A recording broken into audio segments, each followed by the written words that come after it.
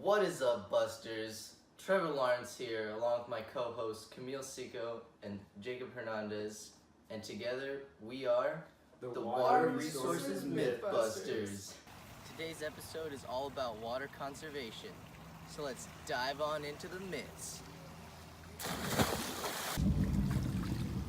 Our first myth comes from a viewer in Houston who claims that there is no water crisis. Let's see what he has to say.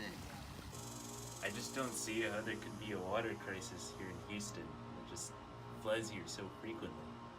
People need water, they can come here and take it. This is a common misconception of the word water crisis, which refers not to having too little water to meet people's needs, but managing it so poorly that billions of people suffer. According to the 2017 World Health Organization's Water and Sanitation Assessment, 844 million people live without access to safe water. That's 1 in 9 people. The assessment also revealed that 2.3 billion people live without access to improved sanitation, which is roughly 1 in every 3 people. This means that more people have a cell phone than a toilet. Due to lack of readily available water, people are forced to use unsafe water sources that are often contaminated, resulting in 1 million deaths due to water, sanitation, and hygiene-related diseases each year. It is estimated that if there was universal access to basic water and sanitation, the economic benefits would be equivalent to $32 billion each year from reductions in healthcare costs. Presented with these facts, I think it's safe to say this myth is busted. Myth busted. Myth busted. You can mark this myth done and dusted. We checked the facts, now you know these hacks spread lies that can't be trusted. Myth busted. Related to our first myth, the idea of water scarcity being a third world problem might sound true to most people in developed countries, but you can turn on the tap water or use a public fountain, and there will be readily water available. However, this isn't the case for everyone. 1 in 9 people lack access to running water. So, while all of us might not experience water scarcity firsthand, it is most certainly a global issue because water is a shared resource with a finite amount on Earth. Although 70% of the Earth is covered in water, only 3% of this water is usable fresh water. And only 1/3 of that 3% is accessible for human consumption, while the other 2/3 are stored in glaciers and the ice caps.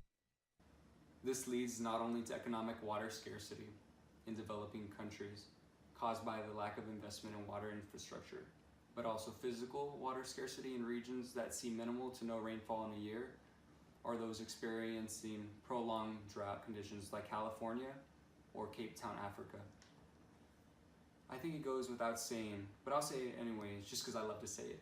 Myth busted. Myth busted. Myth busted. You can mark this myth done and dusted. We checked the facts, now you know these hacks spread lies that can't be trusted. Myth busted. This next myth comes from a local A&M student who thinks that washing dishes by hand is more efficient than using a dishwasher. Well, you see, I pride myself washing my dishes by hand because I'm a proud, hard-working American, and I'll be damned if I let some foreign piece of machinery wash my dishes for me. See this piece of China machinery? These hands, these are real American hands. Which one would you trust to get the job done? Well, I hate to burst your soap bubbles, but the EPA says that an energy-efficient dishwasher saves half as much water as washing dishes by hand.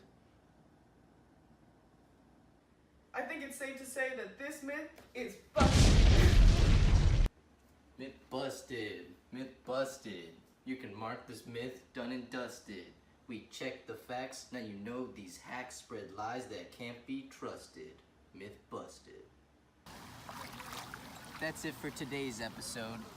Here's some tips that you can use to save water in your home. If your watering needs are greater than just household plants, then drip irrigation is a must. While conventional methods are typically only 50 to 70% efficient, a drip irrigation system can be almost 100% efficient. Unlike rotors and pop-up sprinklers, which lose water to airborne spray and poor placement, drip irrigation delivers water directly to the roots of the plants, so minimal water is wasted. So right here we're collecting cold water while the water heats up. This water will be used to then water the plants outside. You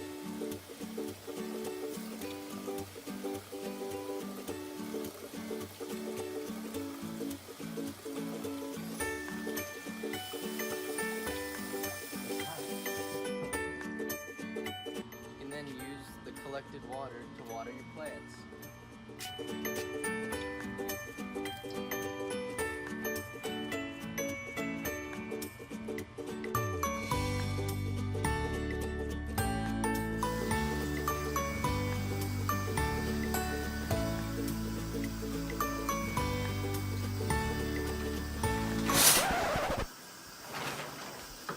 Come on, man. You can't be wasting water like that when you're not using it.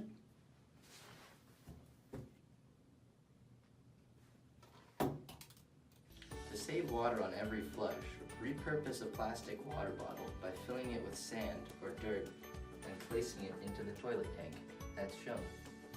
Step 1. Fill an empty plastic bottle with sand or dirt, whatever is available.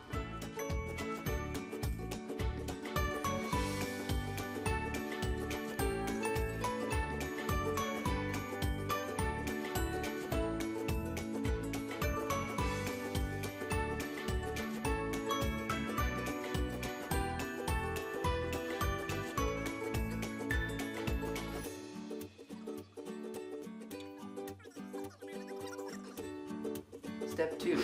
Add some glitter for some extra pizzazz.